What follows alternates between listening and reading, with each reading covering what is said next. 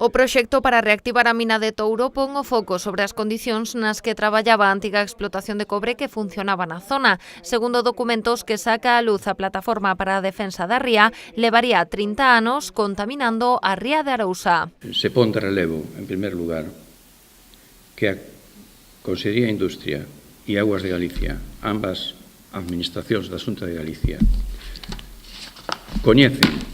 teñen coñecemento de que existe unha contaminación continuada ao longo do tempo en toda a zona. A empresa non ten nin tivo nunca autorización de vertido.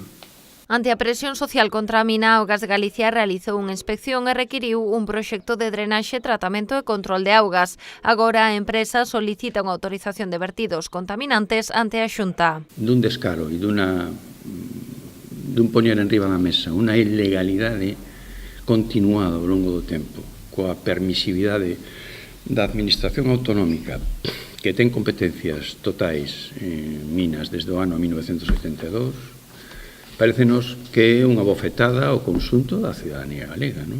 Dende a plataforma non dubidan do impacto que estes vertidos teñen na riqueza produtiva da ría, poñendo en perigo recursos tan importantes como o berberecho. Non está demostrado que o padecimento que ten o berberecho, esa famosa martelia, non sexa unha enfermedade oportunista que se produce polo debilitamento do berberecho como consecuencia dese efecto sinérxico de todos os contaminantes que bota a mina. E a produción de berberecho da ría de Arousa é esta.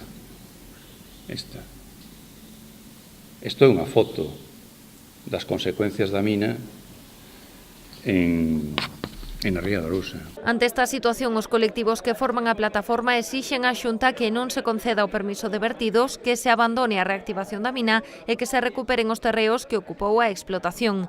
Tamén están a preparar unha nova gran movilización que se celebrará en Santiago de Compostela, nunha data aínda por determinar.